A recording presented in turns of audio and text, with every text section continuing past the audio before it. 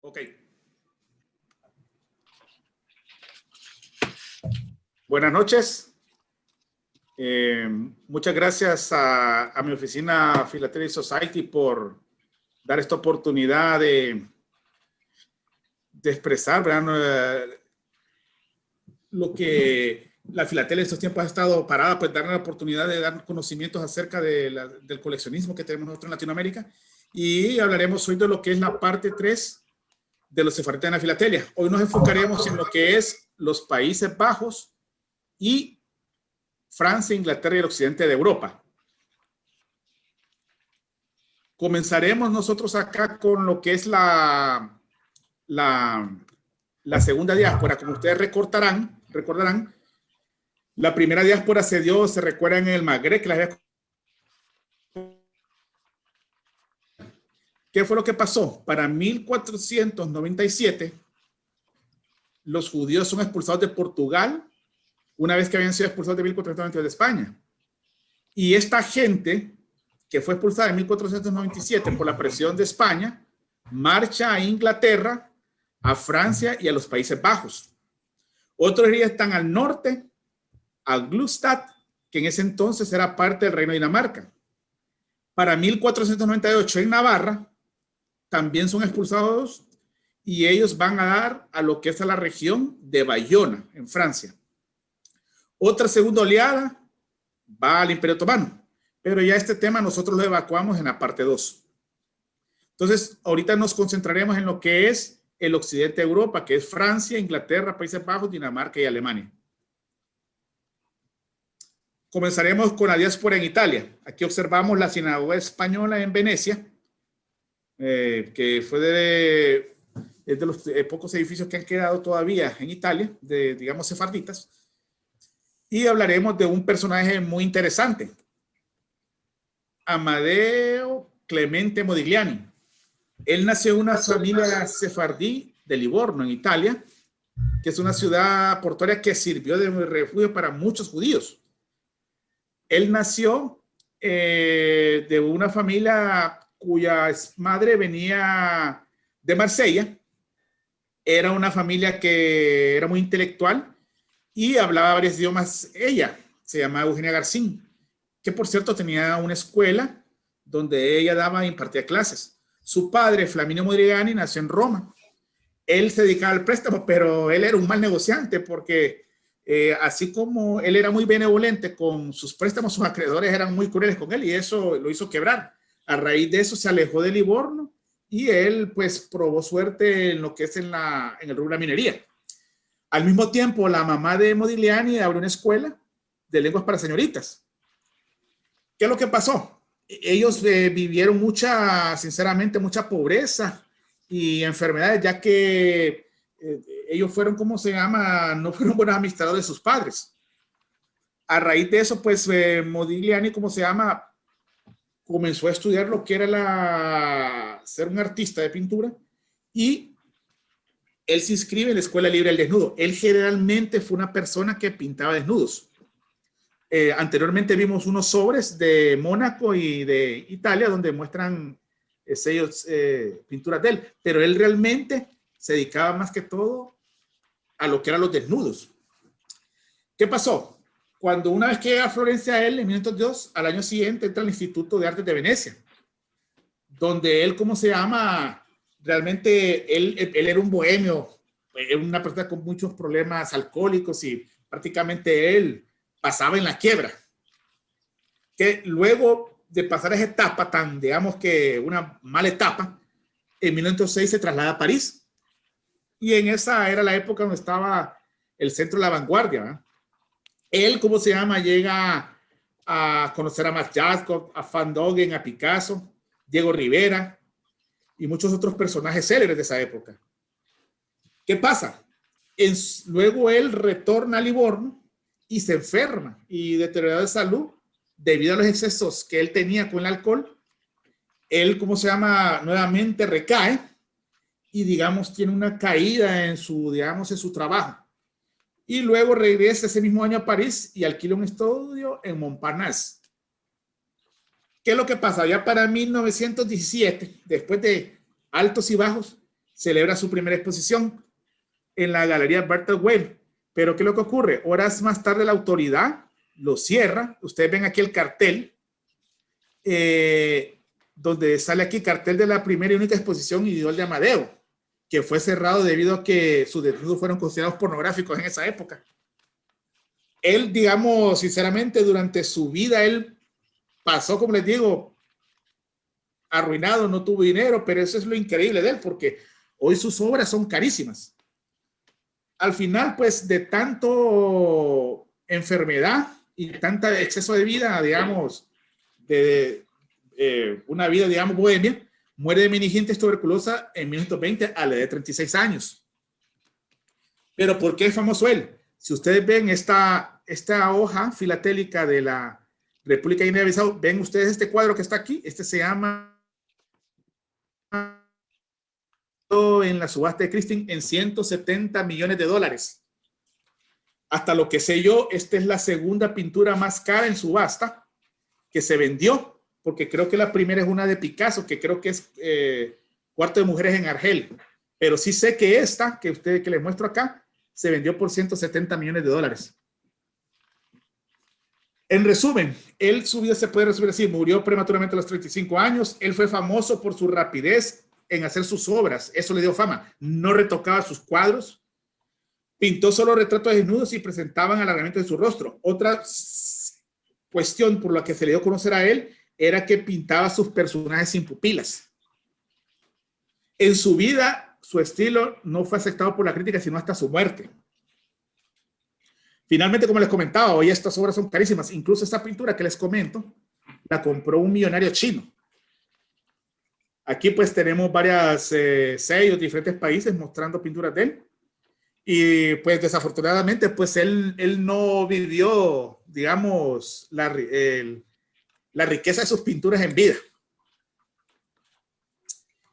Ahora hablaremos de la diáspora en Francia. Aquí tenemos la sinagoga de Burdeos o Bordeaux. Uno de los personajes más interesantes que hay sefardita es Michel Eykuen de Montaigne, que nació cerca de Burdeos en 1533. Es un personaje muy importante porque él fue el que, digamos, inventó el ensayo. Fue un filósofo, además de eso fue escritor, humanista y un moralista del Renacimiento. Ha sido calificado como el más clásico de los modernos y el más moderno de los clásicos. ¿Qué es lo que ocurre? Él escribió una obra que se llama ¿Qué sé yo?, donde él habla de, por ejemplo, del humanismo, que en ese tiempo, que era la Edad Media, era, digamos, innovador. Su familia materna descendía de judíos conversos aragoneses, los López de Villanueva, que todo esto está documentado en la judería de Calatayud. 3 familiares de ellos fueron quemados, dice, incluido su bisabuelo Pablo López en 1491. Mientras tanto, por parte de su familia paterna, Michel de los Eykuen gozaba de una buena posición social, de la cual él sacó provecho. De su padre, Pierre de Eykuen, alcalde de Bordeaux, recibió una educación muy liberal y humanista, a tal punto que él fue enviado a vivir donde los campesinos a los 8 años para que él conociera la pobreza. ¿Qué es lo que pasa? Luego él fue educado en el latín y su padre contrató un tutor alemán que no hablaba francés y prohibió que él hablara incluso francés para que aprendiera bien el latín. Una vez que él aprendió el idioma, pues se le dio, digamos, libre albedrío para que aprendiera el francés. El latín fue su lengua materna. Luego se le enseñó griego y posteriormente aprendió el francés. Él fue una persona que tenía un pensamiento tan adelantado a su época que él siempre tuvo una aversión por la violencia, por los conflictos religiosos entre católicos y protestantes. A tal punto que Montois fue una persona que mientras todos los, digamos, humanistas de la época, cuando se descubrió América, decían que habían encontrado el jardín del Edén, él más bien lamentaba que la conquista del Nuevo Mundo era la razón de sufrimiento de un montón de personas que fueron subyugados mediante la esclavitud.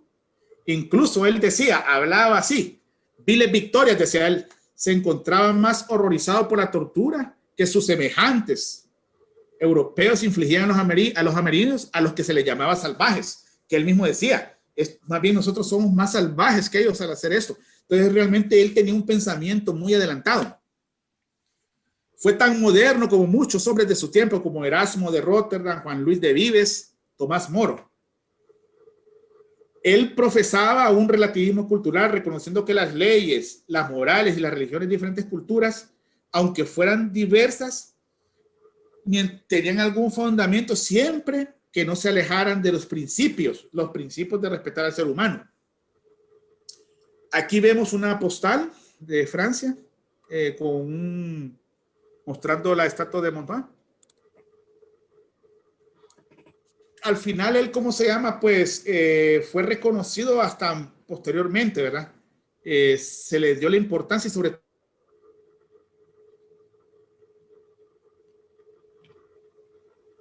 una postal, digamos que muy rara esta pieza, es de la sinagoga de Bayona, que fue construida entre 1836 y 1836. Para esa época existía ya una comunidad en lo que es Saint-Esprit-le-Bagnon, un suburbio de Bayona, situada al norte y separada de la ciudad por el Audur, y que hasta su integración en Bayona en 1857 formó una sola comunidad. ¿Cómo se formó esta comunidad? Se fundó después de la expulsión de los judíos en España en 1492 y luego se nutrió con la expulsión de los de Portugal, que fueron expulsados en 1496. Más que todo, esta comunidad se formó por los cristianos nuevos que formaban parte de la nación portuguesa. ¿Por qué? Cuando fueron expulsados de Portugal, los judíos, estos en su mayoría eran los conversos. Y de esta comunidad se nutrió Bayón. ¿Qué fue lo que pasó? Los sefarditas aparentemente se ajustaban a todas las prácticas de la religión católica, pero en el hogar permanecen fieles al judaísmo. Realmente ningún documento exacta la fecha de su llegada a la área de Bayón. Varios de ellos están ya presentes en Saint-Esprit y en Saint-Jean-de-Luz, que son lugares alrededor de Bayón, incluso Biarritz, ya en 1520. Varias familias asentadas de Bordeaux son expulsadas de la ciudad en 1527 y se establecen también en lo que es en la región de Bayona. Entonces, toda esta gente, pues, la mayoría eran gente perseguida. Ya a comienzos del siglo XVII, ellos comenzaron a relajarse en lo que es en seguir la religión cristiana. ¿Por qué? Porque ellos practicaban la religión cristiana, pero ocultamente ocultaban su judaísmo. Ellos llegaron a tal punto que en 1632 tenían un peso tan económicamente tan fuerte que lograron defenderse, incluso de arrestar a un emisario de la Inquisición española, apellido Villadiego, que llegó a Bayona para investigar a los conversos. O sea, tenían tanto poder que se dieron para aquella época, digamos, el lujo de expulsarlo y así, digamos, estar en tranquilidad. Otra sinagoga muy famosa, sefardita, es la sinagoga de Bordeaux.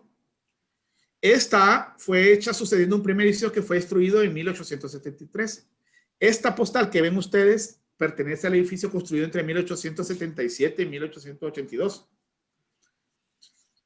Es una de las sinagogas más grandes de Europa y ha sido catalogada como monumento histórico desde 1998. La presencia judía ha sido atestiguada en Bordeaux desde varios siglos antes de la metrópoli de Aquitania. Pero ¿qué pasó? Con la promulgación del decreto de la Alhambra de expulsión en 1492, toda esta gente, huyendo de las persecuciones, llega a la región de los Pirineos, constituyendo comunidades a menudo atractivas y prósperas al sureste de Francia. Y una de ellas, la comunidad de Bordeaux, floreció durante varios siglos, proporcionando uno de los personajes muy importantes en la literatura, las artes y el comercio. ¿Qué es lo que ocurre? Bajo la ocupación alemana en la Segunda Guerra Mundial, la sinagoga es saqueada y sirve como lugar de internamiento para los judíos que no han podido ir a tiempo. Y cerca de 1.600 familias son encarceladas ahí antes de ser deportadas a los campamentos de Dachau y Auschwitz-Birkenau. Otra sinagoga que queda muy cerca de Bordeaux, a unos 15 kilómetros, es la de Biarritz, que fue construida en 1904. Y este pueblo Biarritz era un pequeño pueblo pesquero, pero a partir de 1854 se convirtió en un famoso balneario. A raíz de eso, Gabriel y Emil de Pereira de Bayona solicitaron a la ciudad, al concilio de Bayón, que les diera el chance o la oportunidad de construir esta ciudad en Biarritz. Para 1904 se inauguró, pero debido a que era un lugar de mucho turista, digamos así, empezó a hacerse un servicio también para el rito Ashkenazi, para satisfacer las necesidades de los extranjeros, judíos extranjeros que llegaban a Francia, que venían generalmente de Alemania, y se hacía otro rito al estilo sefardí portugués. Este pueblo, como les comentaba, está como a 15 kilómetros de Bayona. Aquí observamos una postal circular de la sinagoga de Biarritz. Un personaje muy importante es Jacob Abraham Camille Pizarro. Él nació en Saint Thomas, que en ese entonces era parte de las Indias Occidentales danesas. Hoy es lo que nosotros conocemos como la US Virgin Islands o las Islas Vírgenes de Estados Unidos. Él nació en 1830 en Saint Thomas y murió en París en 1903. ¿Qué es lo importante de Camilo Pizarro? Que él fue y se le considera uno de los fundadores de este movimiento. Es uno de los padres del impresionismo. Él se dedicó a pintar la vida rural francesa, sobre todo paisajes y escenas donde aparecían campesinos trabajando, pero también escenas urbanas. Pizarro además fue un teórico de la anarquía y frecuentó con asiduidad a pintores de la Nueva Atenas que pertenecían a ese movimiento anárquico, entre ellos Gauguin, con el que tuvo muchos problemas. Aquí observamos varios sellos editados por Bulgaria, Solomon Island y Burundi, mostrando a Pizarro. ¿De quién era hijo él? Él era hijo de Abraham Gabriel Pizarro, que era un judío sefardí de origen portugués, de nacionalidad francesa y nacido en Bordeaux, donde existía, como les comentaba antes, una importante comunidad de judíos portugueses que eran conversos. Y su madre fue una dominicana. Ellos tenían una floreciente compañía de piezas para navíos en el puerto de Charlotte Amalie, en lo que es hoy Saint Thomas, en las Islas Vírgenes de Estados Unidos. ¿Qué pasó? El padre quería que tomara los negocios, pero él pues fue reacio, abandonó el hogar y él dijo, me voy a ser artista. Y en 1852 viajó a Venezuela. Ahí pintó sus primeros cuadros, digamos, de la vida rural o campesina. Luego de estar en Venezuela, se trasladó en 1855 a París, a la localidad de Passy, y ahí existió la Escuela de Bellas Artes. Entre 1859 y 1861 frecuentó diversas academias, entre ellas las del padre Suisse. Para 1870 y 1871 viaja a Inglaterra y conoce a Claude Monet, que es otro de los máximos exponentes del impresionismo. Ahora bien, ¿por qué es importante el impresionismo? Porque es uno de los movimientos artísticos del siglo XIX, especialmente en el género de la pintura, dice, que aspiraba a reproducir en sus obras lo que ellos llamaban la impresión, es decir, según ellos era vital presentar la luz que existe alrededor del mundo en el momento que observaban al mismo. ¿Qué pasó con este movimiento? ¿Por qué es importante? Este rompió con todos sus predecesores que favorecían a las figuras plenas e identificables. Y también este movimiento fue la clave para el desarrollo de las artes en Europa y sobre todo en Francia, y sentó las bases para los movimientos posteriores que conocemos hoy como postimpresionismo y los vanguardistas. O sea, ellos rompieron, digamos, lo que era la pintura clásica, y a raíz de los impresionistas, ellos fueron la base de todas las nuevas movimientos de pintura actual. Aquí a la izquierda observamos varias pinturas de Camille Pizarro editados en sellos de Turkmenistán, una república exsoviética del Asia Central. Y aquí vemos a Camille Pizarro con el grupo de todos los impresionistas y todos los sellos de Mozambique. Aquí observamos varias postales circulares en Inglaterra, Francia e Irlanda, mostrando pinturas de Camille Pizarro. Otro francés de origen sefardita que tuvo bastante importancia en la cultura francesa fue Darius Milhaud. Fue un compositor, director de orquesta y profesor, y fue miembro de los Six o los Seis, que fue y fue considerado uno de los compositores más prolíficos del siglo XX. Sus composiciones están influenciadas por el jazz y la música brasileña y hace un extensivo a la politonalidad. Milhaud es considerado uno de los compositores modernistas claves. Era hijo de Sofía Latani, que era una mujer de origen sefardí, de los Latani de mucho dinero, y de Gabriel Milhaud, que era de Francia. Él, cuando comenzó su carrera como compositor, él comenzó primero como un violinista y luego se convirtió en un compositor. Estudió en el Conservatorio de París, donde conoció a sus compañeros de grupo, el grupo de los Six, que son los seis, Arthur Honegger y Germain Taillefer. Aquí vemos un sello editado en Francia y un sobre circulado mostrando a Darius Milhaud. También aquí vemos unos sobres de primer día que fueron emitidos por Israel. Milhaud, cuando regresó a Francia, compuso obras influenciadas, como les comentaba, por la música popular brasileña que había escuchado, incluyendo composiciones del pianista y compositor brasileño Ernesto Nazareth. Y luego, en un viaje a Estados Unidos en 1922, Milhaud escuchó por primera vez el jazz auténtico en las calles de Harlem, que le dejó gran impacto en su perspectiva musical. O sea, él tiene tanto influencia del jazz como de la música brasileña de Ernesto Nazareth. Ya una vez él, pues en Francia, ya para la invasión de Alemania, obliga a la familia de él a abandonarla en 1940 y emigrar a Estados Unidos.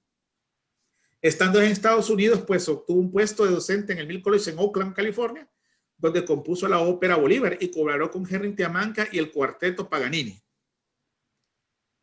Finalmente, pues él, sus últimos días los terminó en Estados Unidos. Otro francés de origen sefardita y que tuvo mucha influencia es Pierre-Isaac Isidore Méndez France, quien nació en París en 1907 y murió en París en 1982. Él provenía de una familia de sefarditas originarios de Portugal, cuyo apellido originario era Méndez de Franca o Franza. La familia paterna, efectivamente, de origen portugués, había durante varios siglos en Burdeos o Bordeaux, mientras que la familia materna era de origen ashkenazi de Alsacia. El padre de Pierre, Sir David Méndez France, era un hombre poco religioso y tenía un negocio de tejidos. Y había conocido a su esposa en un viaje en Estrasburgo. Durante ese viaje de negocios, él, como se llama, pues se casa con ella y de ahí nace Pierre Méndez France. Pese a considerarse judío, Pierre Méndez France no fue nunca, al igual que su padre, un hombre religioso. Y más que todo tuvo una vida y una infancia laica. Aquí observamos pues un sobre primer día y un sello emitido en honor a él. Fue un político francés que ocupó el cargo de primer ministro de Francia entre el 18 de junio de 1954 y el 23 de febrero de 1955, además de otros diversos cargos a lo largo de su carrera política. Él tuvo una gran importancia en la convulsa vida política francesa entre los años 30 y los años 80, especialmente durante la Cuarta República Francesa y la Quinta, y marcó con su impronto el desarrollo de la vida política francesa, incluso hasta la actualidad, convirtiéndose en un referente de la izquierda política de Francia. Estudió en la École Libre de Sciences Politiques, un establecimiento universitario privado fundado en 1872. Y él en 1926 se convirtió en el abogado más joven de Francia, teniendo 19 años. En 1949 él logró evadir la prisión y por tanto se fue a Reino Unido, donde se unió a la Francia Libre, que era el movimiento que pues estaba en contra de la Alemania nazi. Él se unió más concretamente a lo que son las fuerzas aéreas de la Francia Libre, participando con los combates como capitán, piloto observador y capitán de navegación en el seno del grupo de bombarderos de Lorena. Sus orígenes judíos, sus posiciones políticas respecto a la descolonización o su política de fiscalidad respecto a las destilerías alcohólicas convirtieron a Pierre Méndez France en una auténtica bestia negra para la extrema derecha francesa, que en ese momento era conocido como el movimiento puyadista, representado por el famoso Jean-Marie Le Pen. Falleció en 1982 permaneciendo de entonces como un referente de la clase política francesa y símbolo de una determinada concepción política. Ese es su legado, su concepción. Luego hablaremos de lo que es la diáspora en Inglaterra, donde hay dos personajes muy interesantes. Uno de ellos es Mosè de Montefiore, que nació en Livorno, Toscana, y murió en 1784 y murió en 1885 en Londres. Su abuelo Moses Vital Jaime Montefiore emigró de Livorno a Londres. Y luego él, por estar, a pesar de haberse ido a Londres, tenía un estrecho contacto con Livorno. Pues en esos viajes, el padre de él, Joseph Elías Montefiore, y su esposa Raquel, hija de Abraham Mocata, que era un poderoso corredor de lingotes en Londres, estaban de negocios en Toscana y nació él ahí. Pero realmente él toda su vida, pues, la hizo en Inglaterra. Como les comentaba, fue un financiero y banquero británico, fue un gran activista, un gran filántropo y sheriff de Londres. Ellos, a pesar de todo, venían de una familia pobre, no económicamente fuerte, pero digamos que ellos, al emparentarse con ciertas familias de los Rothschild, lograron, digamos, un alcance alto y mediático, ya que él se casó con Judith Barencohen, que estaba en su esposa, ¿verdad? Emparentada por medio de su hermana con la rica familia Rothschild, y eso él, pues, lo aprovechó. Pero eso no le quitó ser un filántropo. Donó grandes sumas de dinero para promover la industria, los negocios y el desarrollo económico. Y la educación y también la salud entre la comunidad judía del Levante. Él fue incluso de las primeras personas que ayudó lo que fue las comunidades, digamos, judías en Israel. Y fue también de los que ayudó para poner el primer asentamiento fuera de la ciudad murallada de Jerusalén. Aquí vemos nosotros un sello de Barbados mostrando la fuente de Montefiore. Otro personaje muy importante, de los más importantes de primeros ministros, es Benjamín Disraeli, que nació el 21 de diciembre de 1804 y murió en Londres el 19 de abril de 1881. Él fue hijo del escritor y erudito Isaac Disraeli. Benjamín formaba parte de una familia tradicional judía sefardí de origen italiano. Y sus antepasados pues venían pues de España, de los expulsados en 1422. Sin embargo, él fue bautizado junto a todos sus hermanos en la iglesia anglicana a la edad de los 13 años, convirtiéndose de este modo al cristianismo. Él fue conocido también como conde de Beaconsfield o lord de Beaconsfield. Y además de ser el primer ministro, fue escritor y ejerció 2 veces como primer ministro del Reino Unido. Además fue el líder del muy leal oposición de su majestad y 3 veces ministro de Hacienda del Reino Unido. Aquí observamos pues unos sellos donde realmente son más alusivos a la reina Victoria, pero aquí lo observamos a él, atrás de ella como primer ministro. Él tiene el reconocimiento de ser el primer y único ministro en la historia del Reino Unido de haber recibido un título nobiliario antes de culminar su periodo en ejercicio. Así también como ostenta el peculiar honor de ser la única persona en haber desempeñado dicho cargo de ascendencia judía. Ello a pesar de que su padre fue un converso al anglicanismo. Además, también él fue 2 veces candidato al rectorado de la Universidad de Glasgow, en Escocia, siendo electo en ambas ocasiones, lo que le llevó a ejercerla entre 1871 y 1877, simultáneamente con la primera magistratura del Reino Unido. Hasta lo que sé yo, en su honor, una ciudad canadiense lleva su nombre. Aquí ustedes ven este sobre. La ciudad se llama Disraeli y pertenece a la provincia de Quebec. Yo hasta lo que sé, es el único, digamos, ciudad que tiene el nombre de una persona sefardita. Hasta lo que he investigado. Entonces aquí vemos el matasello, muy interesante, de la ciudad de Disraeli en Quebec, Canadá.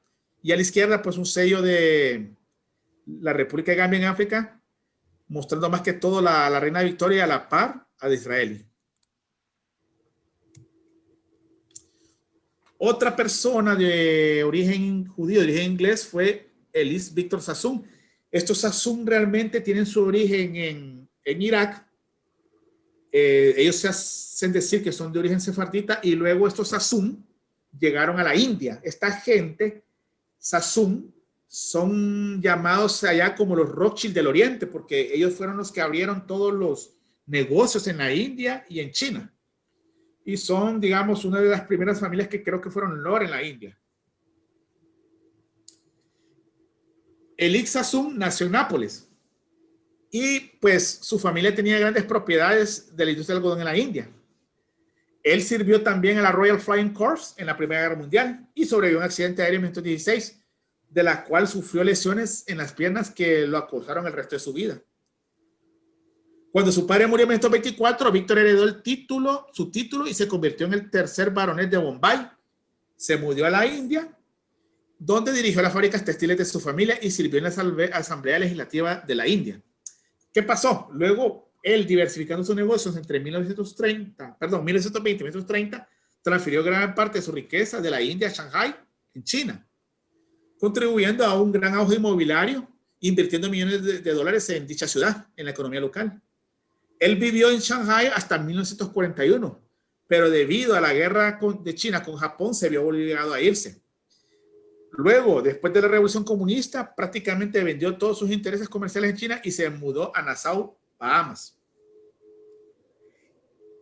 E.D. Sassoon Banking Company Limited fue comprado por el banco comercial Wallace Brothers & Company Holding en 1972, que a su vez fue asumido por el Standard Chartered Bank en 1976, que formaron parte del grupo Sassoon. Y también él formó parte también de la Sir Victor Sassoon Heart Foundation, creada por la esposa de Sassoon después de la muerte de su esposo. Esta se encuentra en Nassau, donde la familia vive aún. Es por esa razón que, debido a la gran ayuda que él dio, digamos, a estos lugares de salud, se emitió estos sellos en honor de él en Bahamas, en el Commonwealth de Bahamas. Una sinagoga muy famosa en Londres es la Baby Smart. Se conoce oficialmente como Kahal Kadosh HaShaim, que es Puerta de los Santos, su traducción. Puerta de los Santos de las Congregaciones del Cielo, es el nombre completo. Es la sinagoga más antigua del Reino Unido y con uso continuo. Y se encuentra a la salida de Baby Smart, en la ciudad de Londres. La sinagoga fue construida en 1701 y está afiliada a la histórica comunidad judía, española y portuguesa de Londres. Es un edificio catalogado único. Es la única sinagoga en Europa que ha mantenido servicios regulares continuamente durante más de 300 años. Por eso se emitió este sobre mostrando la sinagoga para conmemorar sus 300 años en el año 2001. Entre los jefes rabinos de la comunidad anglo-sefardí que han servido a Baby Smart se encuentra el nieto, que es muy famoso, digamos, de los rabíes judíos famosos, y Moses Gaster. Entre otros miembros notables de esta congregación también se encuentran, digamos, el famoso boxeador Daniel Mendoza, que fue de un boxeador de origen sefardita, muy famoso, muy famoso. E Isaac de Israel, Iván, el padre de Benjamín, que fueron miembros de esta congregación. Pasamos ahora a la diáspora en Gibraltar. Aquí mostramos una foto de la sinagoga flamenca. Tras el Tratado de Utrecht, firmado entre Inglaterra y España el 13 de julio de 1713, Gibraltar pasó a dominio del Reino de la Gran Bretaña, ¿va? Lo cual lo convirtió definitivamente en una zona de dependencia británica. La comunidad sefardita en este lugar se remontaba a 650 años, porque los primeros registros datan de 1356, cuando la comunidad una vez solicitó el pago de un rescate para un grupo de judíos tomado por los piratas. Entonces, desde ahí se sabe que hay una existencia de una comunidad en Gibraltar. Pero es realmente cuando en 1749 los judíos se les otorgó el derecho de afincamiento permanente. Fue cuando Isaac Nieto, que lo habíamos nombrado anteriormente, pertenecía a la comunidad de Baby Smart en Londres, se convirtió en el primer rabino de esta nueva comunidad. Como les comentaba, llegó de la colonia prominente de Londres y formó y fundó la más antigua sinagoga en Gibraltar, también conocida hoy como la Gran Sinagoga. Para esa fecha había 600 judíos en 1749, lo que constituía un tercio de la población civil del Peñón. Aquí se ve pues el mercado judío en Gibraltar de una postal circulada en 1904. Ya para 1753 se hizo el primer censo. La población judía era de 575 personas. Luego para 1777 esta aumentó a 863. Luego para 1787 este grupo descendió. Y después no hay cifras exactas para la mayor parte del siglo XIX. Pero ya para 1805, perdón, se sabía que casi la mitad de la población civil era de origen sefardí. Ya para 1878 la comunidad alcanzó su máximo volumen de personas, que era de 1533. En la actualidad, en el 2001, habían 584 habitantes, que hoy prácticamente solo son el 2% de la población. La mayoría, como les decía, son sefarditas. Los idiomas que se hablan en esta comunidad generalmente son el inglés y el ladino, que todavía aún lo hablan. Y también se habla algo de árabe, que eso es debido a los descendientes sefarditas provenientes del Marruecos.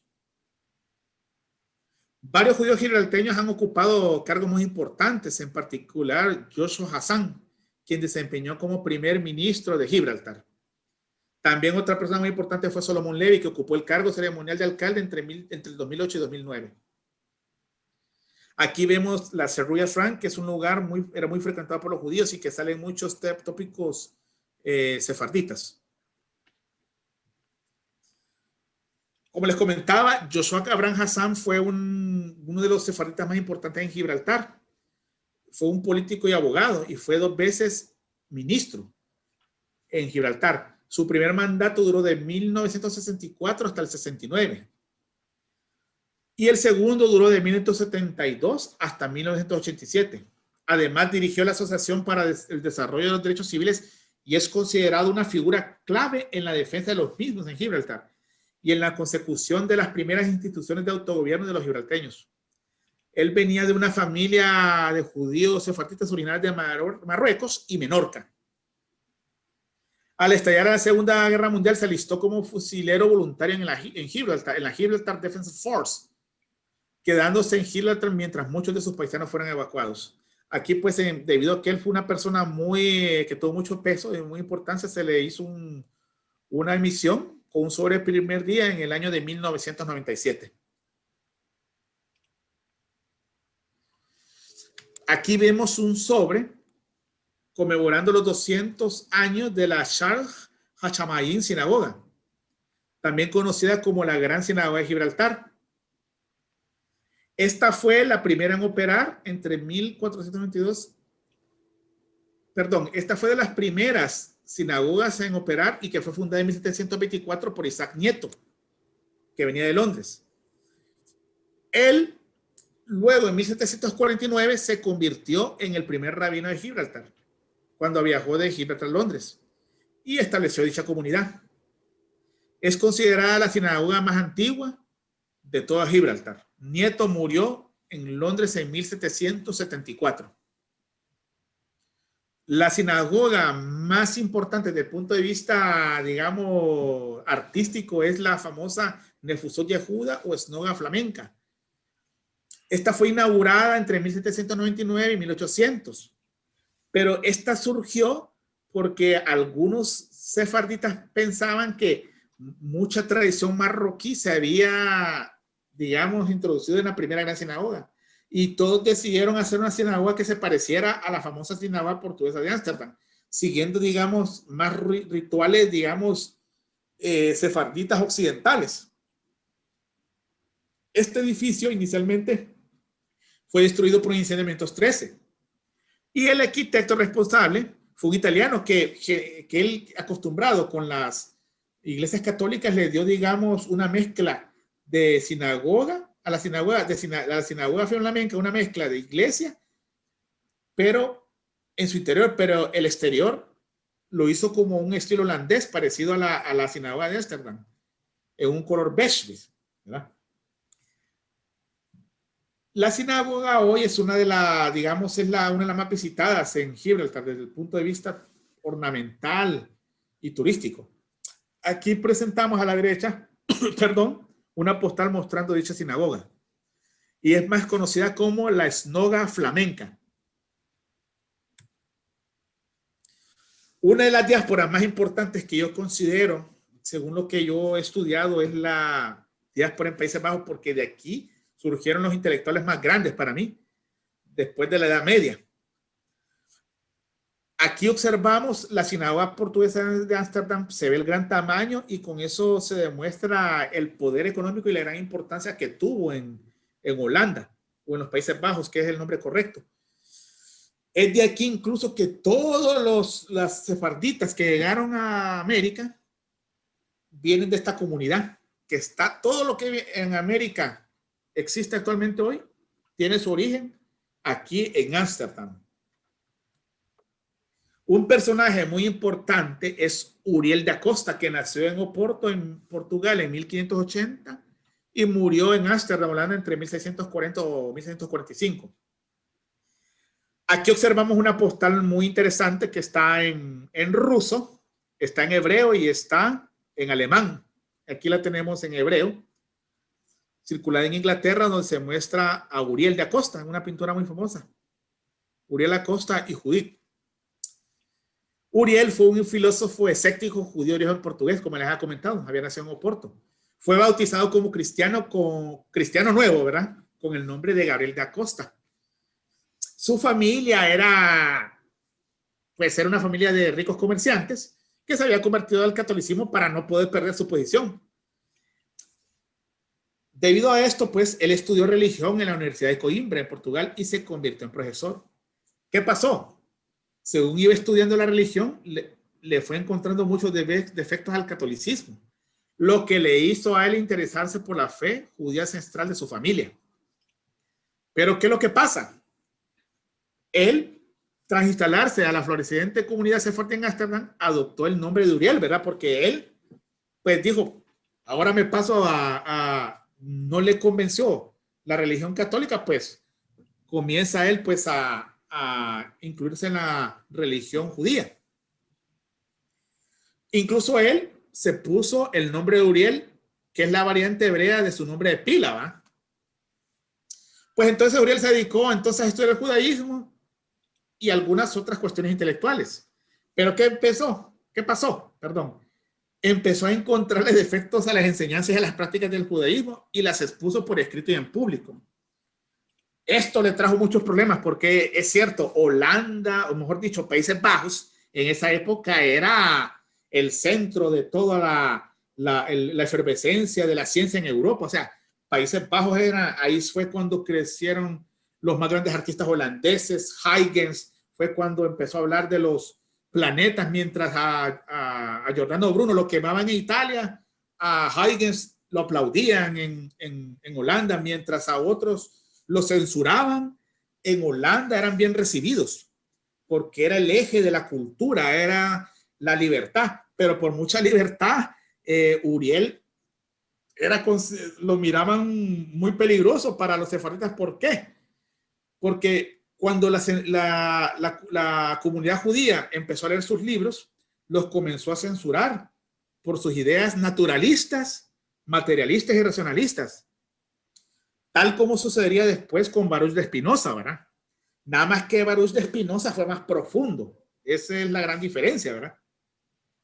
¿Qué fue? A lo largo de las siguientes décadas que él convivió, fue excomulgado, luego fue exonerado, luego lo van a excomulgar a tal punto que hasta le hicieron un castigo que, según dicen, porque no está entre el misterio, la leyenda, le dieron latigazos, le hicieron un edicto de expulsión, le prohibieron a cualquiera que viviera bajo su techo o que hiciera negocios, que fue lo mismo que ocurrió después con Baruch. ¿Qué pasó? Fue expulsado de Ámsterdam y finalmente tuvo que ir a Hamburgo, pero también de ahí fue expulsado. ¿Por qué? La actitud de Acosta, a pesar de que si hoy lo vemos nosotros, lo vemos como un hombre de libre pensamiento, en aquella época era un asunto preocupante para las autoridades judías. ¿Por qué? Porque recordemos que los judíos venían de ser perseguidos y sea como sea, en Holanda los habían recibido. Y ellos tenían miedo de que esta herejía, que la consideraban herejía los judíos, también temían que los holandeses tomaran represalias de manera indiscriminada contra la comunidad. por considerar estas ideas, porque él era antirreligioso prácticamente. Y entonces ellos lo que no querían era que estas ideas antirreligiosas también los protestantes las vieran con peligro y que esto a la vez pusiera ojos sobre la comunidad. Bueno, él pues finalmente fue expulsado. Finalmente, el legado de Uriel de Acosta es su materialismo y su crítica a los ritos y a la hipocresía de la religión organizada. Toda esta filosofía fue asumida por Baruch de Spinoza, uno de los más grandes filósofos del siglo XVII. Es muy probable, dicen, que Spinoza de niño o adolescente se encontrase en el público que presentó la humillación pública de Uriel de Acosta. Y que quizá por eso en su momento Spinoza decidiera no estar presente en su propia expulsión de la sinagoga, porque prácticamente era una humillación en público. Lo raro de la situación es que, según los historiadores, Spinoza nunca lo mencionó en su obra, pero sí hay varios libros donde se dice que sí le ocurrió esto a Uriel. Independientemente de esto, las ideas de Acosta tuvieron un gran impacto sobre Baruch. Como les decía, Da Costa tal vez no era ni de lejos el pensador de profundidad de Spinoza, pero su obra fue la que dio las bases para que Baruch comenzara con sus teorías. Seguramente Baruch tuvo el cuidado debido a que al martirio que sufrió él después, cuando le excomulgaron, decidió no ir a su excomulgación por la misma situación y prefirió alejarse. Uriel da Costa hizo un libro que se llamaba Espejo de una vida humana, que realmente fue escrita con su título en latín, llamada Humanae Vita, donde él hace una especie de confesión autobiográfica antes de suicidarse, porque prácticamente lo acosaron tanto, que él tomó esa decisión. Aquí pues a la derecha observamos un libro moderno publicado con su obra Humanae Vitae. Seguimos a Baruch de Spinoza, que yo considero que Baruch de Spinoza, dentro del sefardismo, de los personajes más importantes, ese sería el segundo, por no decir casi, hasta al nivel de Maimónides, porque Maimónides, que lo vimos nosotros en la parte 1 de todas estas exponencias que hemos tenido, Maimónides es cierto, él tuvo mucho impacto, pero más que todo él tuvo impacto en la cultura judía. Y él es considerado, incluso dentro de la cultura judía, uno de los más importantes, digamos, pensadores judíos, desde el punto de vista rabínico, de leyes y incluso de la medicina. Pero Baruch creo que trascendió más allá de la cultura judía. Bueno, Baruch fue el que puso los cimientos de los nuevos pensadores que vinieron después. Nietzsche, Marx y todo lo que vino después, ¿verdad? Porque él era la parte, digamos, la parte materialista del pensamiento filosófico. Bueno, Baruch nació en Ámsterdam en 1632 y murió en La Haya en 1637. Como les comentaba, fue un filósofo sefardí portugués de origen, un filósofo holandés de origen sefardí portugués, y fue el heredero crítico del cartesianismo. Es considerado uno de los 3 grandes racionalistas de la filosofía del siglo XVII, junto a René Descartes y al alemán Gottfried Leibniz, que por cierto, con él tuvo una pequeña correspondencia. Aquí observamos una postal editada en Rusia, hecha por el famoso pintor Hirsenberg. Y aquí, por esto a la izquierda y a la derecha, tenemos una estatua en honor a él en la ciudad donde él finalmente terminó viviendo, ¿verdad? Aquí a la izquierda mostramos unos sellos emitidos por Israel, donde se hace referencia a su famoso libro, El Tratado Teológico Político, un libro que tuvo mucha influencia en el materialismo posterior a él. Spinoza fue creado, antes de llegar a este pensamiento, él fue creado como judío, ¿verdad? En la comunidad judío portuguesa de Ámsterdam, donde él desde muy pequeño desarrolló ideas muy controvertidas con respecto a la autenticidad de la Biblia hebrea y la naturaleza de la única divinidad. ¿Qué pasó? Su pensamiento fue tan, digamos, revolucionario en todo sentido que las autoridades religiosas judías emitieron un jerén en su contra, que jerén es, digamos, la expulsión. Fue rechazado debido a esto por toda la sociedad judía a los 24 años, es decir, en el año de 1656. Debido a esto, él comenzó luego a residir en La Haya, donde se dedicó a trabajar como pulidor de lentes. Spinoza toda su vida fue atacada con frecuencia por muchos de sus, digamos, coterráneos por sus opiniones políticas religiosas. Incluso sus contemporáneos lo llamaban ateo, aunque él nunca negó en ninguna parte de sus trabajos la existencia de Dios. Es más, Spinoza es muchas veces nombrado por Albert Einstein, porque Albert Einstein también fue muchas veces preguntado si él creía en la existencia de Dios, porque siempre pues ponen en balance si qué es cuál y cuál es no. Y Albert Einstein, muy inteligentemente como lo era, él decía, porque le preguntaban, ¿y usted cuál es su Dios? ¿En qué Dios cree? Y entonces decía Albert Einstein, yo creo en el Dios de Baruch de Spinoza. ¿Cuál es el Dios de Baruch de Spinoza? La naturaleza. Ese era él. Entonces él, pues decía él que la naturaleza era todo. Él decía que nosotros tenemos que respetar los árboles, respetar todos los seres vivos, y si nosotros respetábamos todos los seres vivientes pequeños, seríamos capaces de respetar a nuestros coterráneos seres humanos, y por tanto, al respetar a todos los seres vivos, entonces respetamos a Dios. Ese era su pensamiento. Claro, en su época él, como él iba en contra de todas las instituciones de la religión organizada, él era visto de esa forma, ¿verdad? Pero realmente él, pues sí creía en un Dios, pero en una forma bien especial, se podría decir. Bueno, finalmente el hombre fue tan hostigado, ¿verdad?, que sus libros fueron incluidos en el Index Librorum Prohibitorium de la Iglesia Católica en 1679.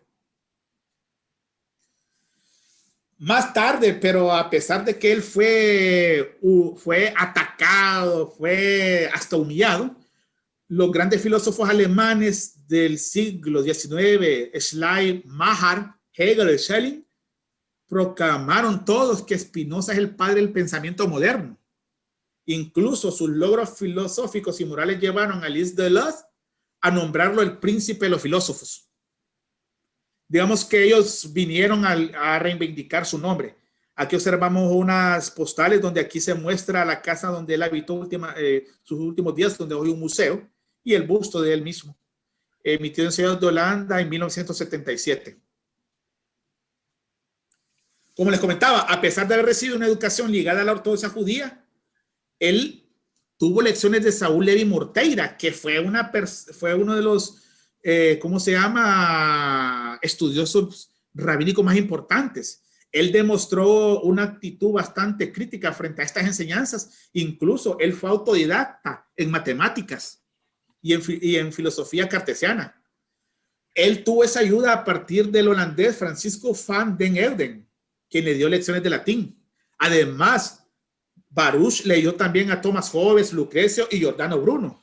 Como les comentaba al comienzo, Giordano Bruno fue una de las primeras personas que dijo que los planetas giraban alrededor del Sol, y porque a nosotros siempre nos dicen en la historia que Copérnico fue de los primeros, pero no, Giordano Bruno incluso fue hasta quemado.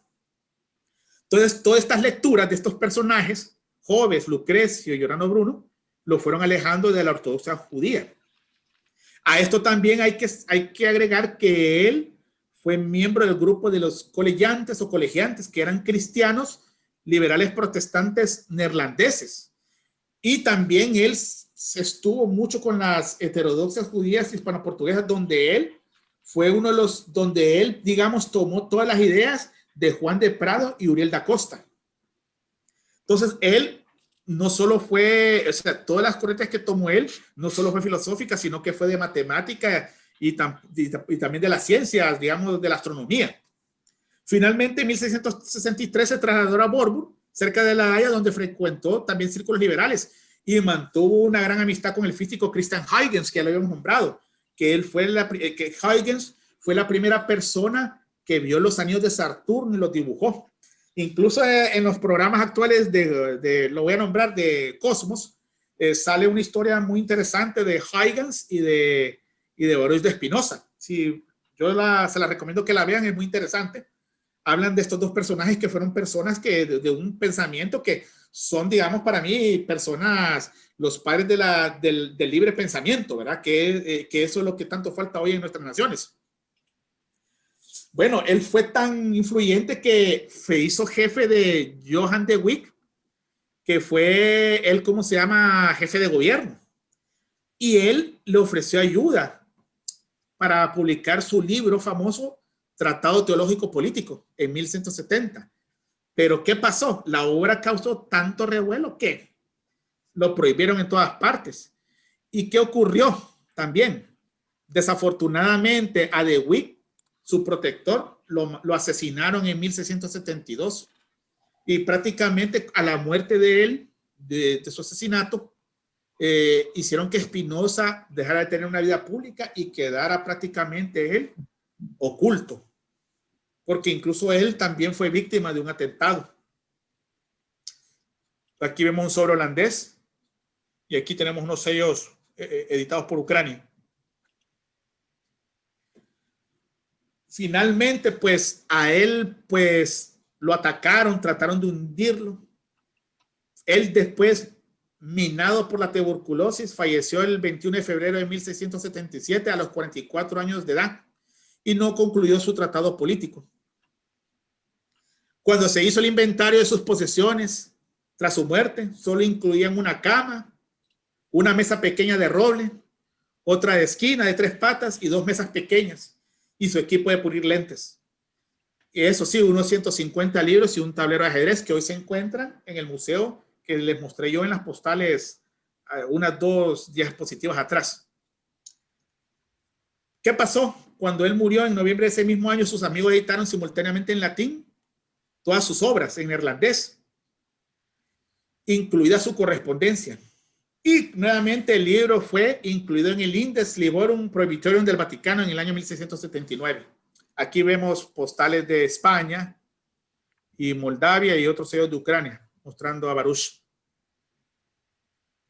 He hecho un pequeño resumen porque resumir a este hombre es casi imposible.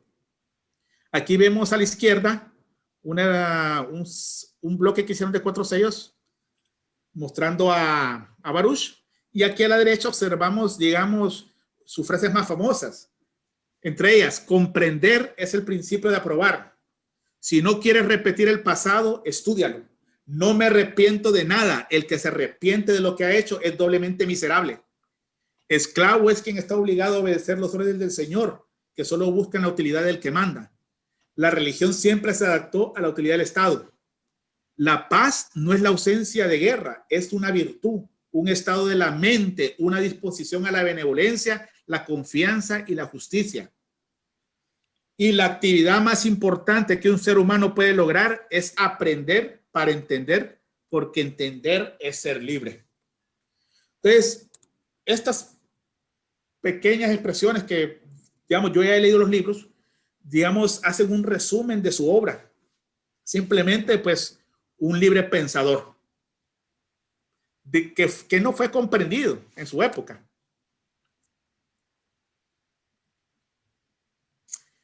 Luego pasamos a la sinagoga portuguesa en Ámsterdam. Esta sinagoga sefardí del siglo XVII se le conoce también como la esnoga. Esnoga es la palabra en ladino. Hay que recordar que el ladino realmente es el español del siglo XV, con que los judíos o sefardistas salieron de España, seguramente con voces hebreas o árabes que ellos seguramente fueron tomando durante los 15 siglos que vivieron en España. Ese idioma se mantuvo, digamos, entre ellos en los países que ellos se fueron estableciendo, y por eso hoy se le dice ladino para distinguirlo del español actual, pero realmente es un español del siglo XV, ¿verdad? Que luego fue tomando voces dependiendo de si estaban en Bulgaria, o estuvieran en Bosnia, o estuvieran en Francia, etcétera, etcétera. La comunidad sefardí de Ámsterdam, retornando al tema, fue una de las mayores y más ricas de Europa. Y es durante la edad oro holandesa, que fue entre el año 1581 y 1672, donde también los sefarditas florecen. Aquí vemos a la izquierda un sello emitido por Israel, aquí a la derecha uno por Holanda y aquí una tarjeta postal máxima editada también por Holanda. Ahora actualmente esta sinagoga tiene una de las bibliotecas judías más antiguas del mundo y es más ahora empleada para la investigación académica y rabínica la mayor parte del tiempo. Esta sinagoga fue fundada en 1616 y desde 1675 ha estado ubicada en el complejo histórico de la comunidad judía portuguesa de Ámsterdam. Ya para 1889, la biblioteca privada del entonces bibliotecario, porque la compró David Montesinos, fue donada a Etz Haim y la biblioteca es conocida ahora desde entonces como Etz Haim Librería Montesinos. Aquí observamos una tarjeta máxima editada por Israel y aquí un sobre circulado Holanda con varias sinagogas, incluida la de la sinagoga portuguesa de Ámsterdam.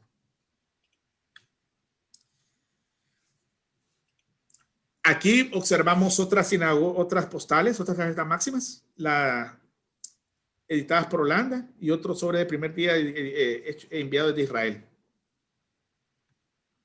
Otro personaje holandés muy interesante es Joseph Israel, que nació en Groningen, en Países Bajos, en 1824 y murió en Schweinheim, en Países Bajos, en 1911. Fue un pintor neerlandés, miembro destacado de la Escuela de Haya y conocido como el Millet holandés. Su hijo, Isaac Israel, también fue pintor. Ahora bien, Joseph nació de una familia origen sefardí, aunque su padre quería que fuera comerciante, pero finalmente, de tanta insistencia, le permitió a Joseph desarrollar una carrera artística, con la condición de que los recursos que le daban a sus profesores Boyce y Van Wieringen en su ciudad natal estuvieran bajo la supervisión paterna. Es decir, el padre al final lo apoyó. Aquí observamos una postal, uno de los cuadros famosos de Israel, circulado en el Imperio Austrohúngaro. Aquí vemos uno circulado en el Imperio Ruso. Aquí tenemos otra postal circulada en Francia y aquí otra en Holanda. ¿Por qué le dicen el Millet holandés? Porque como Millet, Joseph Israel pintó la vida de la gente pobre y humilde con profundidad humana. Si bien, según Duranty, un crítico, en parte de la obra del holandés parece percibirse con mayor crudeza la tristeza y el sufrimiento de las clases obreras y rurales. Israel comenzó haciendo retratos y cuadros de temas históricos, siguiendo el dictado del romanticismo de sus primeros años. Luego, una enfermedad que él obtuvo le llevaría como convaleciente al pueblo pesquero de Zandvoort, cerca de Haarlem, donde pudo profundizar la tragedia en que vivían las clases más olvidadas y oprimidas, que estimularon aún más su mirada solidaria al trasplantar estas en obras de arte. Aquí observamos un bloque y aquí vemos este que ven aquí es el cuadro llamado Los pescadores de Zandvoort, donde él fue cuando se enfermó, llegó a residir ahí. Y aquí lo vemos al fondo también. Aquí a la derecha tenemos un parque que lleva su nombre, circulado en una postal holandesa de 1928. Entre las obras de ese periodo en Zandvoort, que era el pueblo donde él fue a radicar por su enfermedad, aquí dice se encuentra el pescador de Zandvoort, que hoy está en la Galería de Ámsterdam. También está La Casa Silenciosa, que ganó una medalla de oro en el Salón de Bruselas de 1858. Y también está Pueblo Pobre, que recibiría un premio en Manchester. En 1862 consiguió cierto éxito en Londres con Naufragio y La Cuna, dos cuadros que la revista Attenborough describió como los más conmovedores de la exposición. Finalmente, él, sus últimos años en el siglo XIX, realizó un viaje por España, donde publicó un libro, España in Rutschfall, libro en el que además de pensamientos y observaciones incluyó bocetos a lápiz y acuarelas. Luego de eso fue, además de eso, un laborioso productor de acuarelas y grabados. Israel fue muy admirado por Vincent van Gogh, que lo citaba a menudo en las cartas que escribió a su hermano Theo. Algunas pinturas, incluso tempranas de Van Gogh, muestran una fuerte influencia de Israel, como el caso de los comedores de patatas.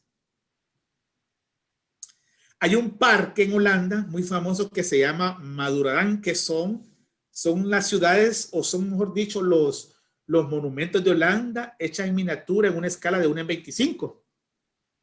Este parque en miniatura se encuentra ubicado en Scheveningen, en The Hague, La Haya, Holanda. Y se trata, como les comentaba, de los edificios y monumentos holandeses más famosos en escala 1:25. Este importante centro turístico fue construido en 1952 y ha sido visitado por 10 millones de personas desde su construcción. El parque en miniatura fue nombrado en honor a un estudiante de derecho de Curazao que luchó contra la ocupación alemana de los nazis. Fue hecho en honor a George Maduro, que es la persona que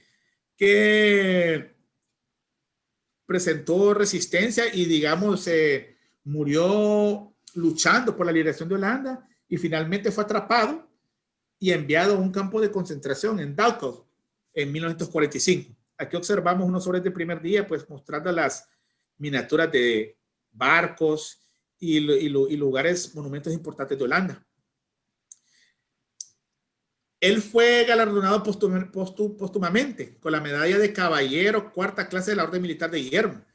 Esta es la condecoración militar más alta y antigua del Reino de los Países Bajos, por el valor que él demostró en la batalla contra las tropas alemanas durante la Segunda Guerra Mundial. Si ustedes ven aquí abajo, estas son postales circuladas. Aquí se ven las miniaturas y se ve el parque. George Maduro nació en 1916 en Willemstad, como les comentaba. Era hijo único de José y Rebeca Maduro, de ascendencia sefardí. Pero luego él se fue a estudiar Derecho a la ciudad de Leiden. Fue en ese entonces cuando Alemania invadió Países Bajos en 1940 y él comenzó a enrolarse al ejército y llegó como segundo teniente de reserva en la caballería holandesa. Aquí pues se ven postales de 1950 y postales de los años 80 mostrando el parque en miniatura. Esta idea de este parque surgió de la señora von van der Staap, que era miembro de una fundación para el sanatorio de estudiantes holandeses. En este sanatorio, los estudiantes con tuberculosis podrían obtener tratamiento y también podrían estudiar.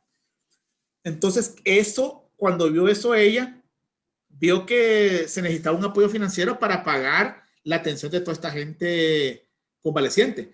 Entonces la señora von van der Staap se enteró que en Beaconsfield, un parque en Inglaterra, en miniatura en Beaconsfield, Inglaterra, tenía un parque temático de este tipo y generaba beneficios. Entonces a ella se le ocurrió fundar este parque y que este dinero sirviera para ayudar a estos sanatorios. Y de ahí fue como surgió la idea de hacer Madurodam.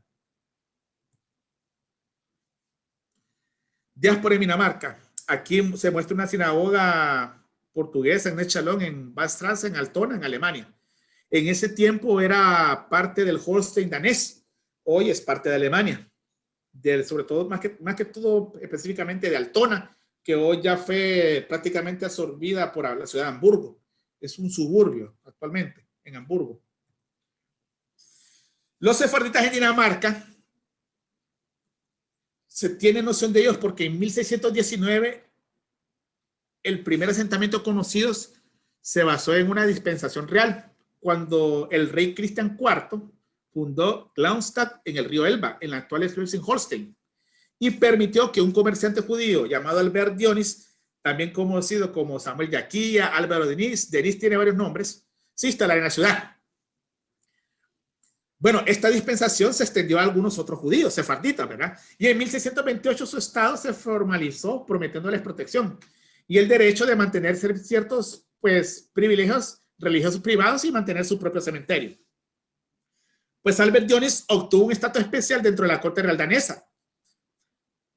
aparentemente él como una fuente de crédito para los proyectos ambiciosos de Gabriel Gómez, que también alcanzó un estatus grandísimo. Gabriel Gómez fue otro sefardí que llegó ahí, que él era un comerciante que llevó créditos y eso abrió más para que llegaran los sefarditas de ahí. Él también alcanzó el mismo estatus de Albert Dionis y persuadió a Federico III para que permitiera que más judíos sefardíes llegaran a residir a Dinamarca, donde estos estaban comerciando. ¿Qué pasa? Cuando Cristian IV fundó la ciudad de Glustand en 1616, vio a los judíos sefardíes como un instrumento para impulsar el comercio y el crecimiento de la ciudad. Entonces él dijo, bueno, invitemos a los judíos a que se instalan en Glustand y esto solo será válido para los judíos sefardíes, que generalmente eran los comerciantes bien establecidos con una amplia red de familias judías en varios países. Ya para los años 1620 y 1630, más de 30 familias sefardías de Ámsterdam, Francia y Hamburgo pasaron a formar parte de la comunidad judía de Glustand. Para 1864, Glustand fue tomada por Prusia tras la guerra austro-prusiana y desde entonces forma parte de Alemania. Aquí vemos un sello de Dinamarca conmemorando en 1984 cuando Cristian IV los invitó a llegar a Dinamarca. Ahora hablaremos de la diáspora en Alemania. Aquí vemos el cementerio sefardita portugués en Hamburgo. Aquí uno de los personajes más interesantes sefarditas es Egon Erwin Kisch, que nació en Praga en 1885 y murió en la misma ciudad en 1948. Kisch nació en una familia adinerada sefardí de habla alemana en Praga. En esa época era parte del Imperio Austrohúngaro. Para 1906, él comenzó su carrera periodística como periodista de Bohemia, un periódico en idioma alemán de Praga. Sus primeros trabajos se caracterizaban por un interés en el crimen y en la vida de los pobres de Praga, tomando como modelos a Jan Neruda, Emil Zola y ciertos bocetos de Charles Dickens. Pues en eso, pues él trabajaba en eso y su historia más notable de este periodo fue el descubrimiento de un escándalo de espías que involucró a Alfred Riedel. Entonces, a partir de esto comenzó a tener fama porque era un periodista intrépido, es decir, él viajaba, estaba en el momento de la guerra, él estaba en el campo de batalla, fue una persona intrépida, se puede decir. ¿Qué es lo que ocurre? Al estallar la Primera Guerra Mundial, Kiss fue llamado para el servicio militar y se convirtió en cabo del ejército austriaco. Luchó en el frente de Serbia y también en los Cárpatos.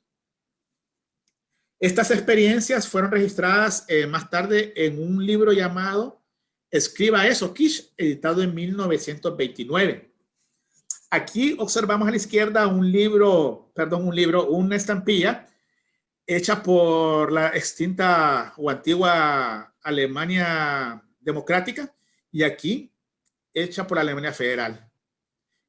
Ambas fueron editadas en 1985. Prácticamente conmemorando los 100 años de su nacimiento. ¿Qué es lo que ocurre? Kirsch, durante su tiempo en la guerra en los Balcanes y en los Cárpatos, se radicalizó.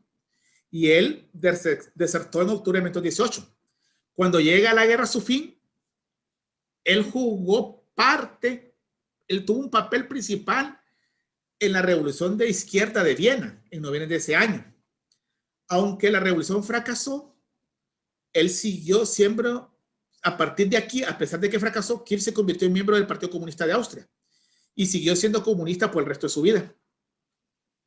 Él cultivó la imagen de un periodista ingenioso, valiente y osado, siempre en movimiento, con un cigarrillo apretado tenazmente entre los labios. Su trabajo y persona pública encontraron un eco en el movimiento artístico de Neu-Salzburg, un hilo importante de la cultura de la República del Weimar.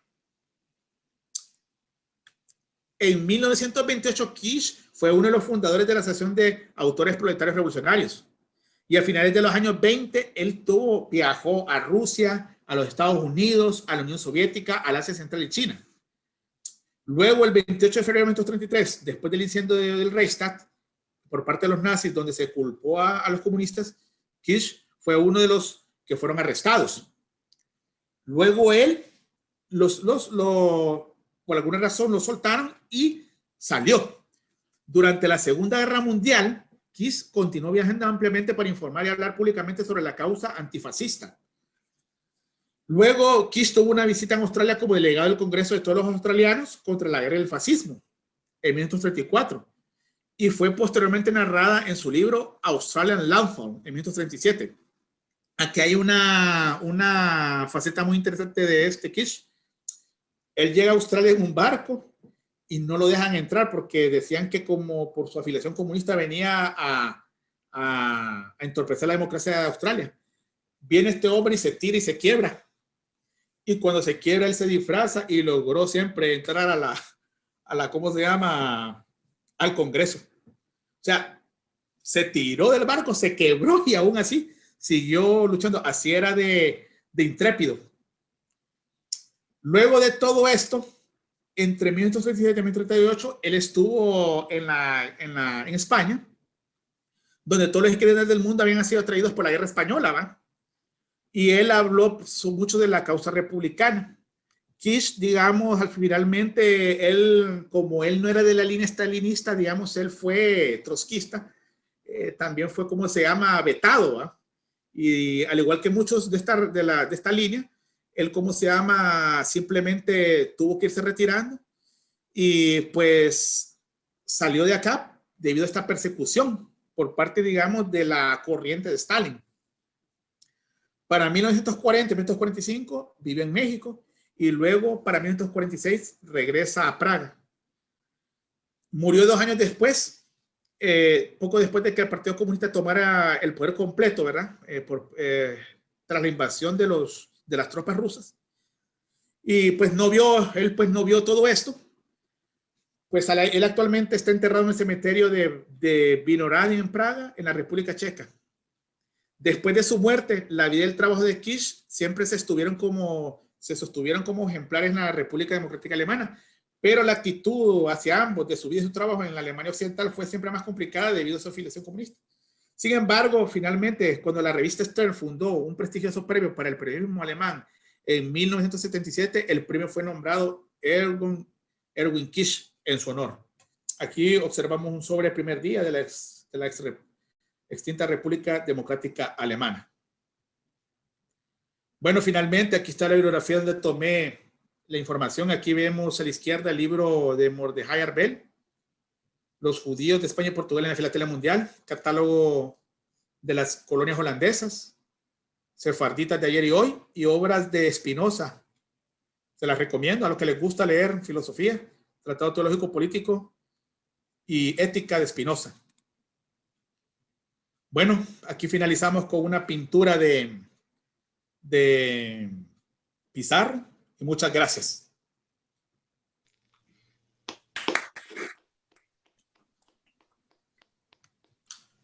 Tremenda investigación, Yuri. Muchas gracias. Muy interesante, Yuri.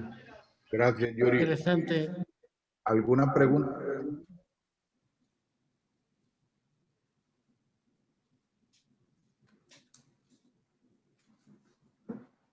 Yuri, ¿puedes quitar por favor la presentación para poder ver algo? Ok.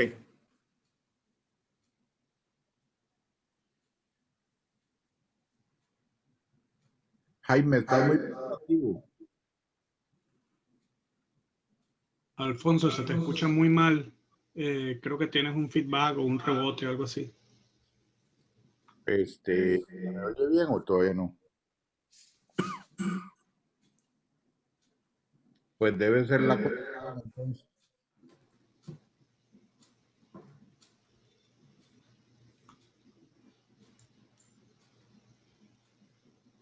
¿Alguna pregunta para Yuri? ¿Quedaron tan impactados que no tienen preguntas?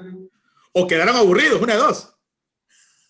No, Bueno, no, para nada, abrumado, la verdad, de tanta información. Sí, es que como tantos orígenes de ellos, o sea, es tan como difícil de digerir, ¿no? Hay que leer mucho para más o menos manejar todo esto. Yuri, ¿cuánto tiempo llevas estudiando esto?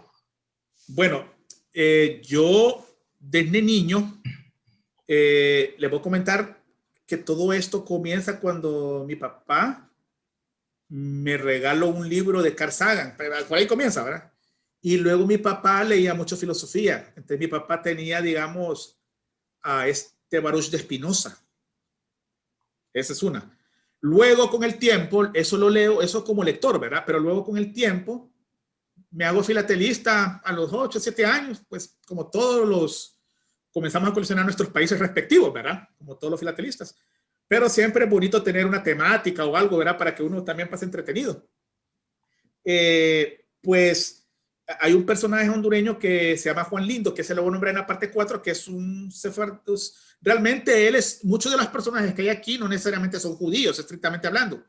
Muchos de ellos son de origen sefardí, ¿verdad? Incluso muchos de ellos fueron hasta incluso, es que judío, si hablamos desde el punto de vista estrictamente hablando, lo podemos definir de muchas formas. ¿Qué es? El que viene de madre, como dicen, ¿verdad? El tradicional, o el que proviene de un origen. Entonces, es muy complicado, ¿verdad? Entonces, muchos de esos personajes, así como, por ejemplo, Juan, como Nepomuceno Lindo de Honduras, nunca practicaron el judaísmo, pero sí se sabía que eran de ese origen. Entonces, por ahí comenzó todo. Entonces, a mí me cayó un libro de él, me gustó mucho. Comencé, digamos, a coleccionar las estampillas de él. Luego me cayó unos sellos de Graciela Nazi, que ella fue una judía portuguesa que murió en Turquía, una persona interesante. Y también mi papá me regaló un libro de Tudela, Benjamín de Tudela, que fue un judío de Navarra, que viajó por todo lo que es Grecia y llegó hasta, tengo entendido, hasta Irak, que fue mucho antes tiempo de Marco Polo. Entonces todo eso, digamos, fue, ¿y este dónde es? Ah, este es sefardita. ¿Y esto qué es? Y así fue, ¿y qué es sefardí? ¿Qué es judío? Y así fue como me fui interesando. Y cuando menos me di cuenta, terminé metido en todo este rollo. Aquí tengo en mi casa 4 sefaraditas si quieres estudiarlos. Mi esposa es sefaradita, por lo que sea, mis hijos son medio sefaraditas. Ajá, sí, sí. Entonces de ahí viene la situación. Entonces, y que mucho de la, digamos, de literatura, a mí me gusta leer mucho no solo político, sino que me gusta mucho, por ejemplo, física y me gusta mucho eso. Entonces me llené de judíos. Yo tengo aquí tengo unos libros y tengo también en el lado donde tengo mi biblioteca, también tengo libros y pues así fue como me fui enrolando en esto. O sea, esto es de años, pues estamos hablando que 30 años de estar leyendo. Luego platicamos, O sea, yo tengo mucha bibliografía de historia, luego si quieres platicamos ya en privado después. Sí, interesante. Y realmente por ahí viene el interés, ¿verdad? Al final la culpa la tiene mi papá, como dije una vez la vez pasada, y Juan Lindo y también Medardo Mejía, el escritor hondureño, que digamos él fue el que me introdujo a leer a este hondureño. Y después todo llevó una cosa y cuando menos me dijo estaba en esta gran montaña de conocimiento o de lectura. Así más o menos caminó todo esto. Sí. Muy bien, te felicito. Sí.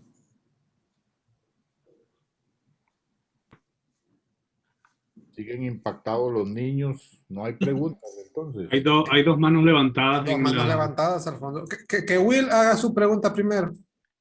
Mauricio, de hecho tú la tenías primero, así que por favor adelante. Ok, gracias. Primero, Yuri, felicidades. Muy bonita tu presentación. Una pregunta con relación a esta diáspora sefardita que va a dar a los Países Bajos y a Inglaterra, y a Gran Bretaña, perdón. ¿Tuvieron ellos algún problema después con las autoridades por cuestiones religiosas o tuvieron una coexistencia pacífica durante la mayor parte del tiempo?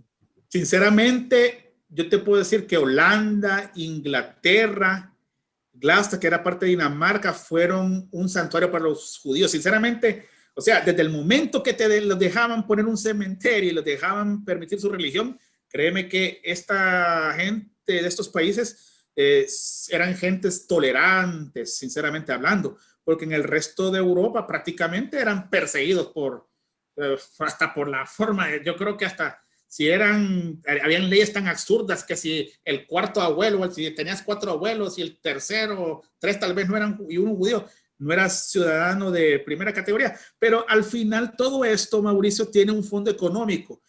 Aquí podemos hablar del antisemitismo de muchas formas, pero el antijudaísmo tiene varias variantes, desde que comenzó con los griegos y los romanos, que digamos los judíos no los querían no porque eran judíos, sino que eran porque como ellos creían un solo Dios único y los demás pueblos creían en 10,000 dioses, y los romanos y los egipcios se compartían sus religiones. Y entonces cuando un judío, no es que un judío era engreído, sino que su religión le decía, una de sus leyes dicen, no tenés que orarle a otros dioses, era parte de su cultura. Pero la cultura greco-romana no lo miraba así, entonces lo miraban como antisociales. Entonces, desde ahí comienza esto. Luego viene la época cristiana, que es otra época complicada, y luego, o sea, cada antisemitismo que hubo tuvo una razón ideológica y económica, Mauricio. Entonces, al estudiar la historia, digamos, de los judíos en general, y cuando ves esto en Holanda, e Inglaterra o en Dinamarca, puedes decir que estos pueblos son pueblos de una mente amplia y tolerantes, así te lo puedo decir, y sobre todo la Holanda de la Edad de Oro, que fue grandiosa, pues esa época Holanda fue la que salvó a Europa de que quedara en el oscurantismo, que estaba toda Europa. Entonces, Holanda fue, digamos, incluso de ahí salieron todos los sefarditas que llegaron a América, fueron con la Compañía de las Indias Holandesas, allá iban como traductores y se fueron, o sea, ahí andaban ellos. ¿Por qué? Porque el holandés siempre fue tolerante, entonces, por eso muchos hablan que Estados Unidos, que los ingleses, no, si uno comienza, Nueva York fue fundado por los holandeses pusieron los primeros cimientos de Estados Unidos, ese pensamiento libre que si querés creer en lo que crees y se respetan. Entonces, o sea, Holanda para mí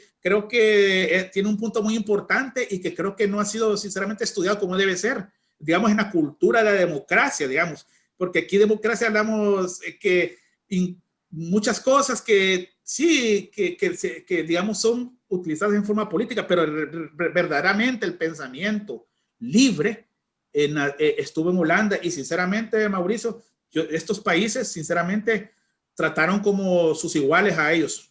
Siempre, ¿me entendés? Siempre como en todos los lugares, cuando ven a alguien, una persona, el ser humano, cuando ve algo diferente, le teme. Y esa es nuestra debilidad como ser humano. No buscamos comprender al otro ser humano de al lado.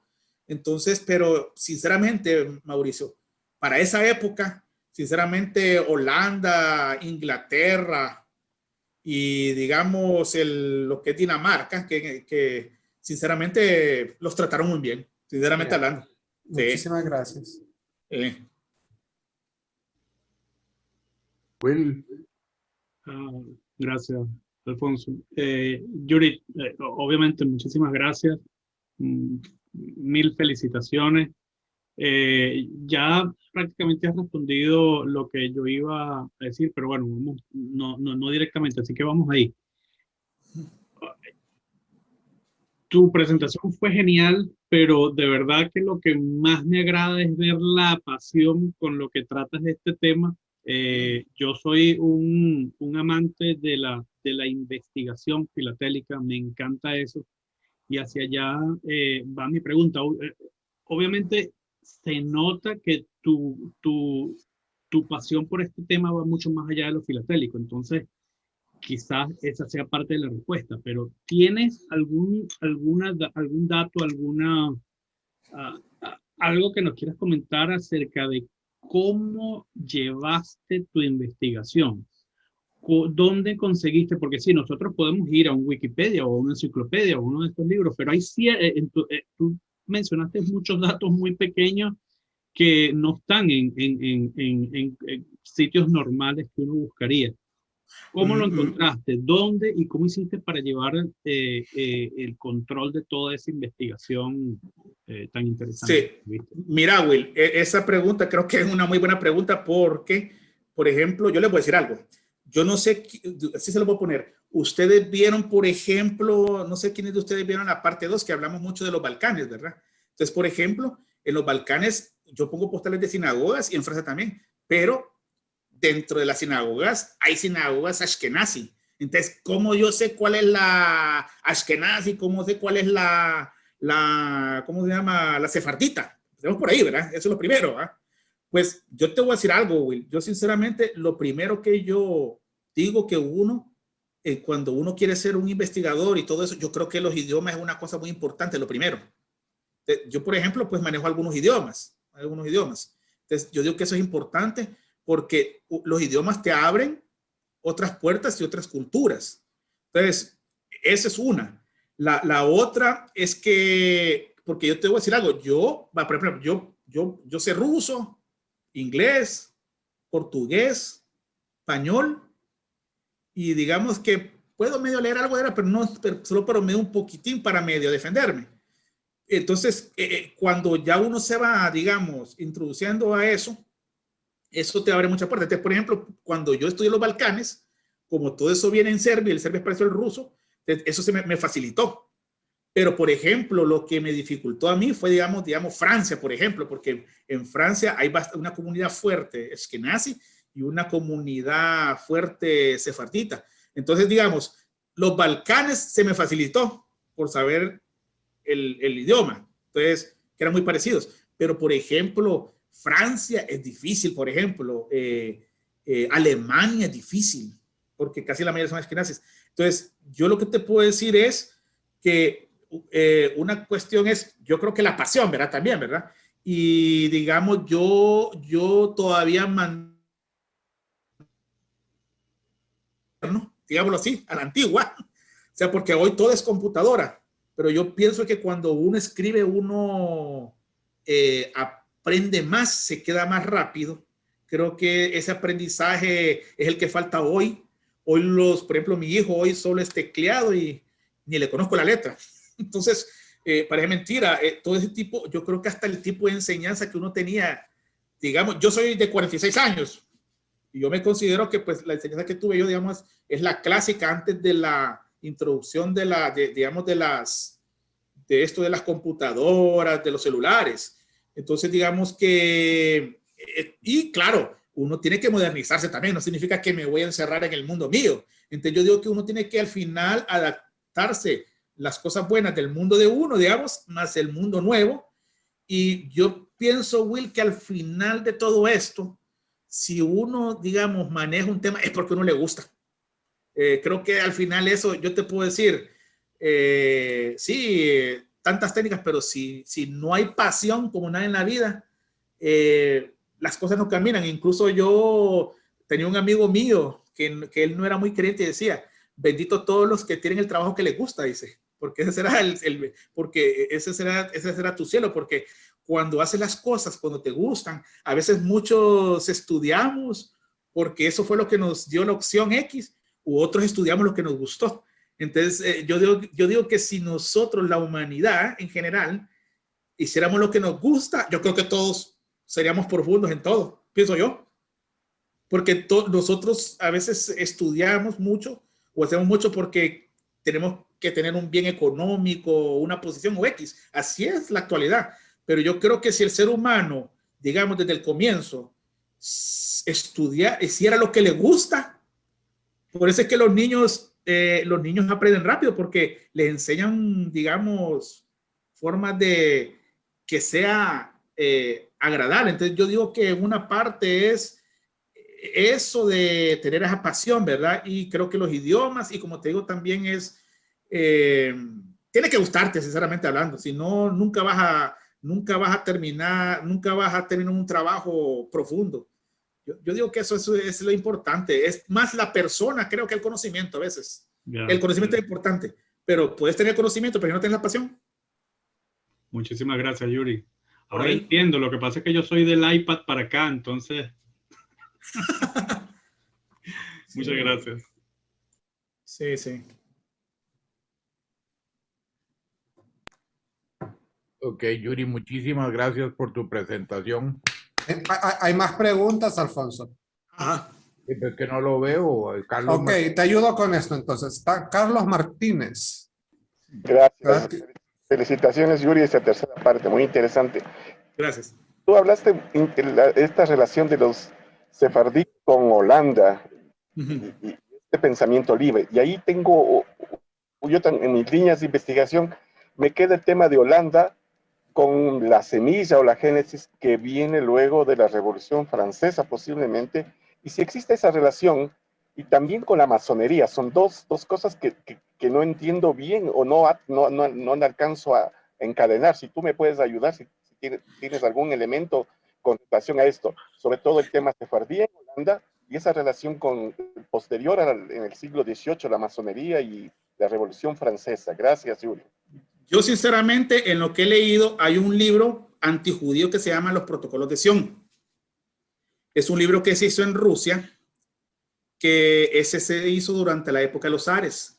Entonces, en ese libro, por ejemplo, dicen que, por ejemplo, que los judíos tienen un trabajo mundial, que quieren conquistar el mundo, y lo relacionan mucho ahí, y relacionan mucho ahí la masonería. Incluso en las propagandas nazis de los años 40, salen muchas figuras de judíos y salen 3 cabezas. Sale la estrella de David, el símbolo del auge del martillo y los masones.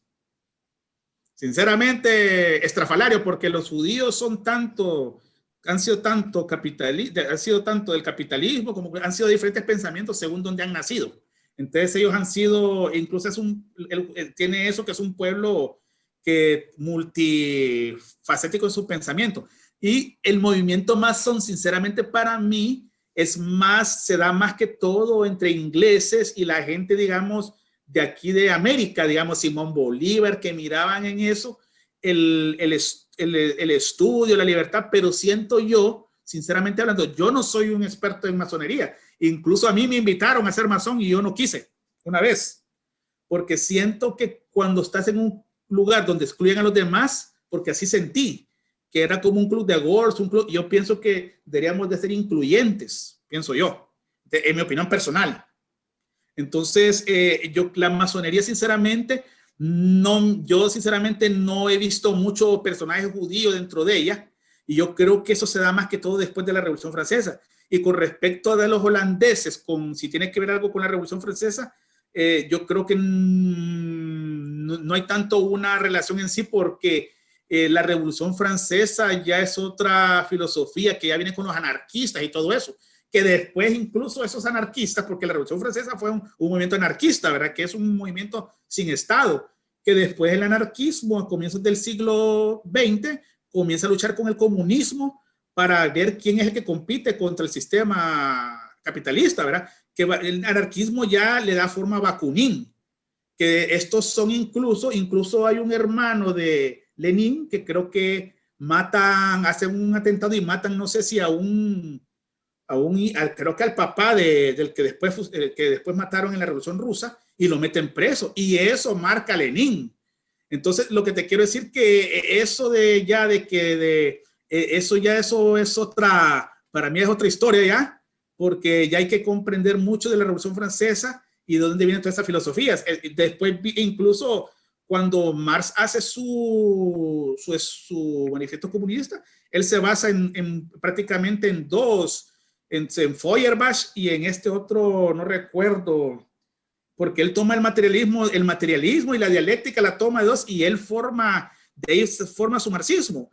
Pero estos vienen antes de la Revolución Francesa, pero eso sinceramente no tiene nada que ver con lo de Holanda, porque hay que recordar que en Holanda, ellos más que todo lo que dicen que tenés que tener libertad de comercio. Los holandeses eran más comerciantes, porque al final ellos, a pesar de ser, ¿cómo se llama?, personas que permitían todas las religiones, no es que ellos tenían, digamos, ese pensamiento tan así como el de Francia, pero sí eran bien sociales los holandeses. ¿En qué sentido? Ellos decían, por ejemplo, que la educación y todo eso, pues debería ser un poco más compartida, y la riqueza. Incluso ellos, ¿cómo se llama? No están así contra el Estado. Más bien ellos dicen, tengo que formar un Estado fuerte, pero basado en el comercio. Entonces, y la Revolución Francesa es todo lo contrario, ¿verdad? No tiene nada que ver con esto. Y la Revolución Francesa es otro, los orígenes son otros, sinceramente, porque no puedo comparar a Francia, que a la gente la tuvieron tanto aprisionada que esa gente estalló, a Holanda. son dos movimientos, pues que sinceramente no le veo yo. Y de los masones, como te digo, siempre se ha tenido esa tendencia de que la masonería tiene que ver con el judaísmo y no es así, sinceramente. Es incluso hasta los ritos, hay rito escocés, hay otros ritos más que todo, que en Inglaterra, digamos, eso se dio con más fortaleza. Pero no creo. Es más, yo pienso que más bien los judíos han sido siempre bien claros en sus filosofías.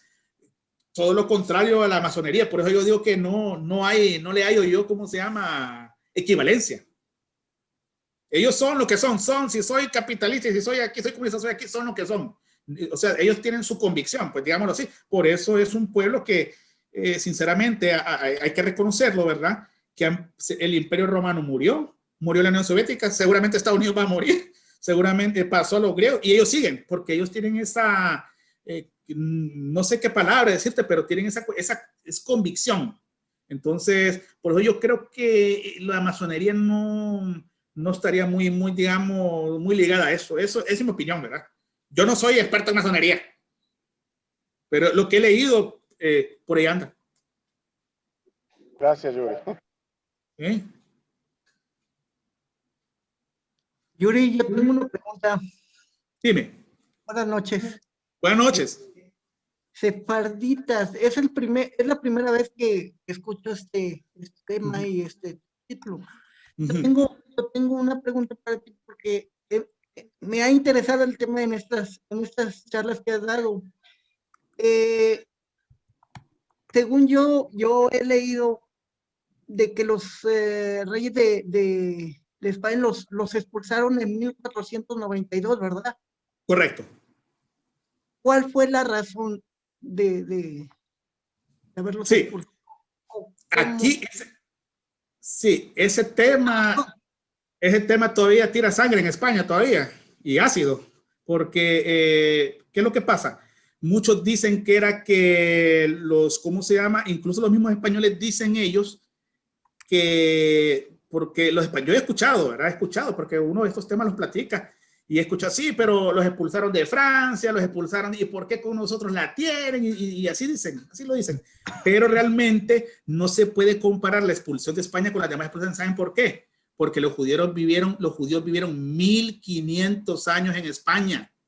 Ok. O sea, es como que yo le dijera a los argentinos, váyanse a Malawi, y ahora voy a llenar aquí de qué sé yo, de gente de Timor. O sea, imagínense sacar a Brasil, si Brasil tiene ya 500 años de historia, o sacar a Costa Rica, o a sacar a Venezuela, quien quieran ustedes, o a México, váyanse de aquí. Okay. Y ahora se van a vivir a Malí o Burkina Faso, qué sé yo. Imagínense lo traumático de sacar a una gente que tenía 1500 años de vivir. Entonces, por eso es que este tema es un poco, tiene más pasiones, ¿verdad? Más que las otras expulsiones, eso, ¿verdad? Entonces, ¿qué es lo que pasa? España hizo lo que, y hay que reconocer, España no es que los españoles eran malos, tampoco hay que verlo así. Hay que ver el contexto histórico, porque una cosa es lo que vemos nosotros ahorita en el año 2020 y otra es lo que ocurría en el año 1492. Antes de eso, ya Alemania había expulsado a sus judíos, ya los había expulsado, ¿cómo se llama? Francia, Inglaterra, creo que los había expulsado, y luego tocó España. En España hicieron lo que hicieron en Europa. Era la moda, así se escucha feo, pero era la moda sacar. ¿Por qué? Porque, y cada quien tenía sus motivos, eran económicos, eran sacar la competencia, podemos poner muchos métodos, pero realmente lo que hizo España fue lo que hicieron el resto de países. Incluso los países que hoy critican a España esa expulsión, en su momento histórico le dijeron, por fin España hizo lo que tenía que hacer. En 1400 le escribían de Alemania, bueno, que no existía Alemania, eran los estados alemanes, eran los estados italianos. Por fin España hizo lo que tenía que hacer. Entonces unos van a decir que fue, o sea, España hizo lo que estaba haciendo Europa, sacar a todas las personas que no, digamos, Europa estaba en una época donde el nacionalismo era lo más importante. ¿Y qué era el nacionalismo? Tener un solo idioma, tener una sola religión, y somos los más grandes del mundo. Entonces, así Italia se unificó, así se unificó Alemania, y bajo esos esquemas, las personas que no pertenecían a ese, digamos, a ese grupo, se fueron expulsando por razón, ya sea económica o de poder. O sea, hay muchas razones. Entonces, pero yo pienso que lo que hizo España fue lo que hizo Europa, expulsarlos de todos lados, porque ellos se estaban unificando y pues estaban consolidando el poder. Así lo veo yo. Sí. No era porque realmente se querían, muchos dicen que se querían caer con el dinero, no, sino que realmente era eso, sino era el contexto histórico. Ok, muchas gracias y felicidades por tus charlas. Gracias. Bueno, ahora sí Ahora ya no sí. hay más manos levantadas. Y el día de mañana